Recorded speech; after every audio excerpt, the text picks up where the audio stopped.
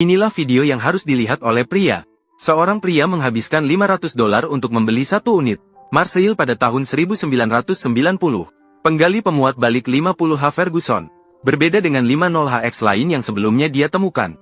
Penggali pemuat balik ini menggunakan roda mendorong 2. Ini telah diparkir di sini selama hampir 20 tahun. Anda bisa melihat karat dan lumut yang menutupi bodi mesin. Fitur utama adalah cara kerja bak belakang. Ini tidak berputar di tengah, tapi menggeser dari satu sisi ke sisi lain. Kaki penopang di kedua sisi turun secara lurus, bukan berlipat keluar saat turun. Ini sangat jarang ditemukan di Amerika. Mesin ini dibeli oleh blogger lain setahun yang lalu. Sayangnya, tidak dapat dihidupkan. Akhirnya, dibeli dengan harga murah oleh Dassault. Anda dapat melihat bahwa starter juga telah diganti sebelumnya. Mengenai alasan mengapa akhirnya tidak dapat dinyalakan, hanya bisa dipelajari lebih lanjut pada kesempatan berikutnya. Sekarang dia akan membawa mesin tua ini langsung pulang. Trailer yang ditarik berhenti tidak jauh dari sana. Karena walaupun dia berbulu lebat, dia tidak bisa menahan gigitan nyamuk di dalam hutan. Terlebih dahulu datanglah forklift, lalu mengeluarkan bor ulir yang tergantung di depan, lalu membawa masuk trailer tersebut, menyusun tali tarik dengan baik, mulai menarik perlahan. Di sela-sela itu forklift harus membantu dalam menyetir. Selanjutnya adalah menarik dengan kuat dan keras untuk waktu yang lama. Memasuki tahap menunggu yang panjang.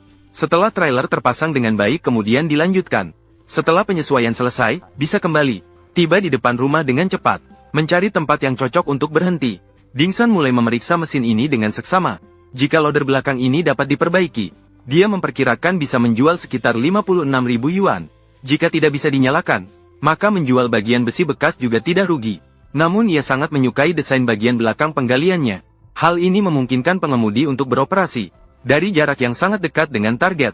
Dalam beberapa situasi, bisa memiliki pengaruh besar. Periksa starter lagi.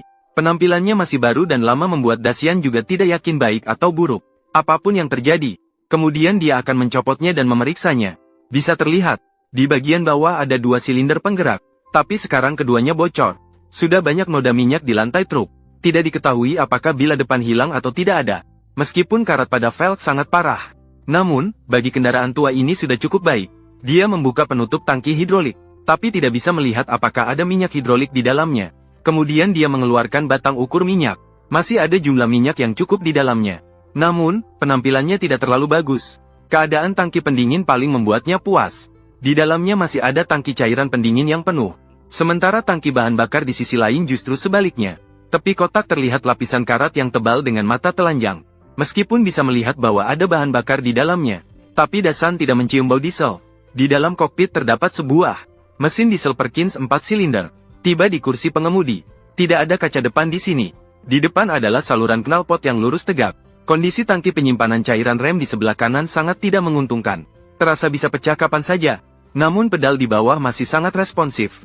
Pengali persneling di samping juga tidak macet. Dassault mencoba beralih ke gigi-gigi yang berbeda. Semua tidak ada masalah. Sistem kontrol pemuatan tetap lancar. Tuas di sisi lain ini adalah pengunci diferensial. Mengendalikan putaran roda secara bersamaan. Ditampilkan pada pengukur tachometer. Waktu kerja 232 jam. Namun, Dassault jelas meragukannya. Tombol start di samping sudah hilang entah kemana. Yang tersisa adalah tuas kontrol penggali dan kaki penyangga. Keluar dari kursi pengemudi. Meskipun 2 baterai lama masih dalam kondisi baik di kotak baterai. Tapi sepertinya ini sudah tidak berguna. Selain itu, kondisi silinder hidrolik ini belum bisa dipastikan sekarang. Hanya setelah dihidupkan baru bisa diketahui lebih jelas. Dan semua selang hidrolik memiliki retakan dalam berbagai tingkat. Ini berarti jika digunakan, semua hal ini perlu diganti secara keseluruhan. Dalam pemeriksaan lebih lanjut, bannya juga banyak yang retak. Apakah ini bisa ditiup dengan udara masih belum pasti. Dan motor ayun ini juga dikabarkan bermasalah. Dalam penelitian lebih lanjut, di dalam hati gunung, mulai merasa cemas. Di dalam ember masih tersisa setengah ember air bersih. Tapi setelah ditemukan, ember itu sudah diikat dengan rantai besi. Sekarang Dassault sudah menghubungkan kembali baterai. Mencoba mengaktifkan starter dengan obeng. Tapi selain ada percikan api, tidak ada suara atau gerakan sedikit pun. Jadi ia berencana untuk melepas starter langsung. Karena masalah struktur, membongkar sangat tidak nyaman. Membongkar selama setengah hari yang baik-baik saja. Akhirnya berhasil membongkarnya. Setelah membongkar, langsung menemukan masalah. Tulang belakang penggerak telah patah secara keseluruhan. Dari sini bisa melihat flywheel. Namun gigi di atasnya rusak sangat parah. Dia menggunakan linggis untuk menggerakkan flywheel. Meskipun itu tidak terjepit, namun tingkat kerusakan pada gigi lebih buruk dari yang dia bayangkan. Tidak dapat menemukan titik pengungkitan untuk sementara waktu. Akhirnya flywheel bisa berputar sejauh 1 putaran setelah susah payah. Berhasil melakukan 1 putaran. Ini adalah salah satu dari sedikit berita baik. Penggerak yang telah dibongkar. Dahsyat menghubungkannya ke catu daya. Terlihat ada reaksi meskipun. Namun motor di dalamnya tidak berputar. Jadi perlu penggantian. Tidak ada kebutuhan perbaikan pada tulang belakang yang patah. Tapi sekarang tidak perlu membeli baru sekarang juga. Karena ada lagi sebuah 50 di dalam garasi. Di atas HX loader sudah ada yang siap pakai. Untuk sementara waktu, buka dan gunakan tidak masalah. Selain itu, dia juga membeli gigi roda gila baru. Melihat tingkat kerusakan itu, pergantian memang sangat diperlukan. Dia menghabiskan separuh hari. Kemudian dipasang ring gear dan starter baru. Saat itu adalah musim panas yang sangat panas. Dia bekerja di luar cukup lama. Dia pun akhirnya harus membuka payung untuk melindungi diri dari sinar matahari. Hal ini untuk sedikit meredakan teriknya sinar matahari. Sekarang dia akan mencoba untuk menghidupkannya. Jika mesin bisa dinyalakan, baru dia akan mempertimbangkan untuk mengganti oli dan cairan lainnya. Jika tidak, itu hanya akan sia-sia. Karena tidak ada kunci. Dia hanya bisa menggunakan starter trigger di sini. Dia mencoba beberapa kali. Dengan bantuan cairan pemicu. Secara tak terduga mesin langsung menyala. Hal ini membuat dia sangat senang. Meskipun mesin mati dengan cepat. Setidaknya menunjukkan bahwa mesin tidak mengalami kerusakan besar. Melalui start tadi. Entah mengapa kebocoran tangki oli power steering di bawah semakin parah. Dia tidak terlalu memperhatikan. Berencana untuk mencoba menghidupkannya beberapa kali lagi untuk melihat situasinya.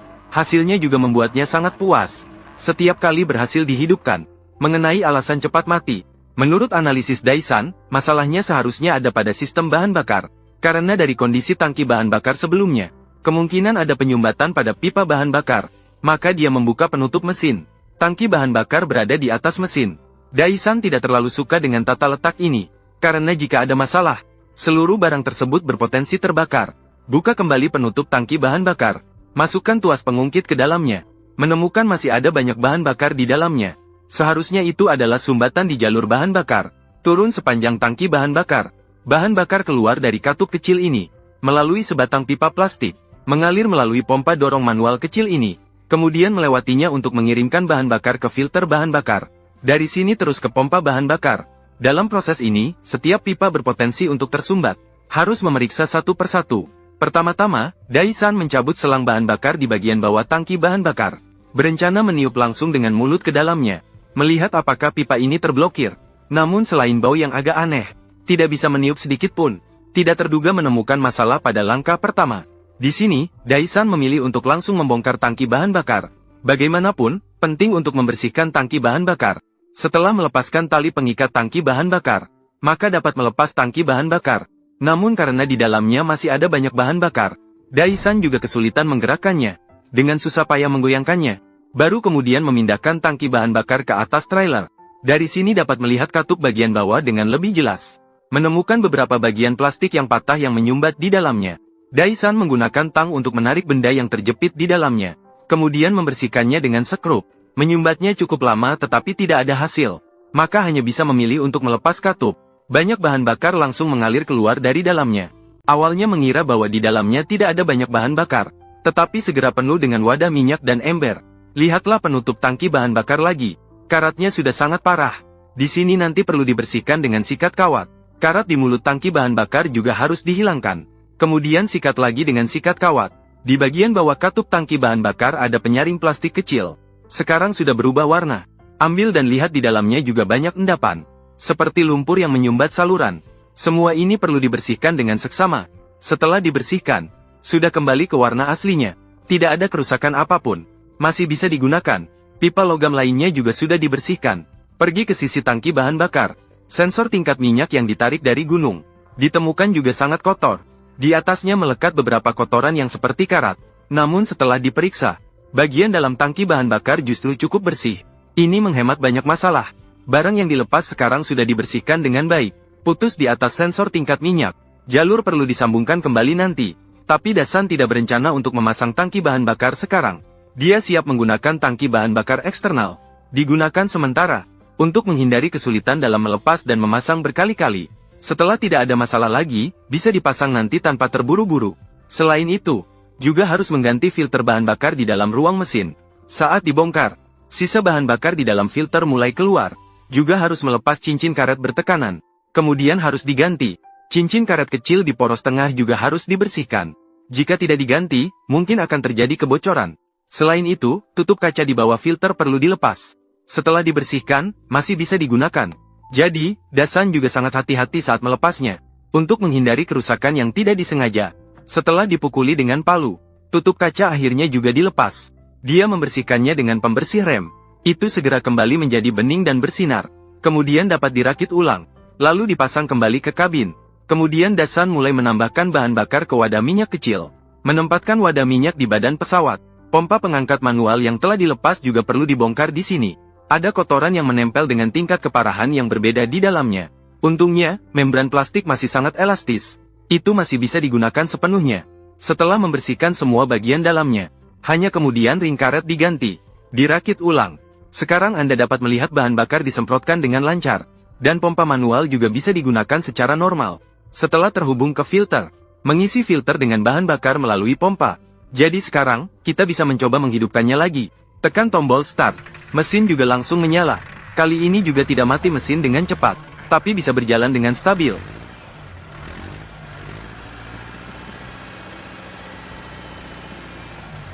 Langsung naik ke kursi pengemudi, mulai mengoperasikan lengan depan. Seiring dengan pengoperasiannya, lengan depan juga perlahan terangkat, dan keranjang juga dapat bergerak bebas. Ini dianggap sebagai kemajuan besar lagi. Tetapi mesin ini harus dikeluarkan dari trailer. Masih banyak hal yang harus dilakukan. Perlu memeriksa transmisi dan ban. Selain itu, tidak ada kunci untuk menghidupkan mobil. Dacian mengeluarkan inti kunci, menemukan beberapa kabel yang terputus di bawah sana. Untuk memahami fungsi-fungsi mereka, dia menemukan sebuah kunci yang cocok. Setelah dimasukkan, dapat diputar dengan normal. Namun tidak ada suara yang keluar.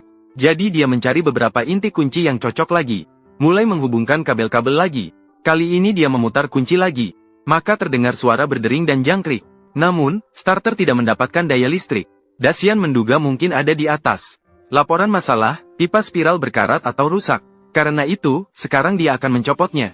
Tabung ulir yang ditarik melalui pengujian telah memastikan bahwa tidak dapat digunakan. Hanya dapat diganti dengan yang baru di sini.